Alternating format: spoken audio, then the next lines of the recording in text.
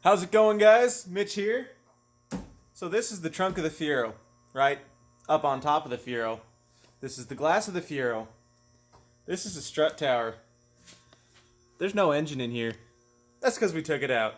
So we got the engine sitting on the cradle, just kind of sitting on the ground over here. Actually no, it's on a transmission jack. Forgot I put it on there. It's been a few days since I pulled this out. Now, something crazy. Remember that exhaust leak that I said I had? Got a little bit of an exhaust leak.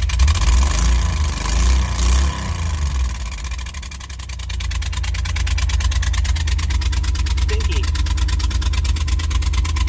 Well, really wasn't an exhaust leak. I thought the exhaust manifold was split, but that's fine. What actually happened, those are part of a spark plug. There's the rest of the spark plug in there. And somewhere in there, you can't really see it. But the heckin' spark plugs blew out. The core of the spark plug blew out of the rest of the spark plug. That's crazy. I've never seen that before. These are probably 30 years old. They're probably as old as the car is. They've probably never been changed because they were in the rear. Now, like I said, we got the engine out. It may look like it's on the lift, but it's not. I can move the car around. See that? I can move the car. And this is because my idiot self decided to build mounts for trailer jacks in the back of the car. Now it looks crooked, but that's just the way they're mounted up there. This is so I can roll the car around and not take up lift space when I'm working on other things. Because it's going to be a while for me to modify this frame, modify the whole rear end of all the cool stuff. I don't know what I'm talking about right now, but I'm really excited. So we're going to go ahead and get this motor and everything here torn off this frame, get the frame all cut up, welded, everything we need, get this thing mocked up, get the new mounts put on. Now I did get the intermediate shaft for this. It's hanging up right there, cleaned it up, sandblasted it, polished it, took down a little bit of area I needed to clear the flywheel. I have parts of the intermediate shaft right here. Here's the new bearing for the intermediate shaft. I was able to find one online using the part number off the old bearing. It's a PGN 6206 2RS C3. And that is using the OEM part number to kind of cross-reference and find a bearing that would work. But other than that, things are going well.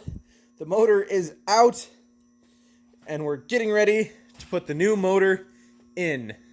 Now, this might not be as exciting to some of you, but I'm freaking excited. Oh, and if anybody has any suggestions for wheels, I really love these wheels, but I'm probably going to be doing a Grand Am brake upgrade, so I'm going to need some bigger wheels. But I love this style of wheel on these cars. So if you have any suggestions, please drop them down in the comments below. Oh, I'm so excited. We're making progress, and it's awesome. But I have a lot going on in my life right now. I'm buying a new house. I've got a lot going on at work. I'm working a lot of hours.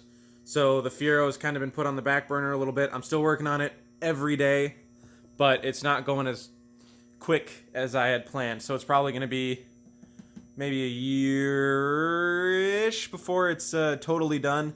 I do plan to take every single body panel off this car, sandblast the entire frame.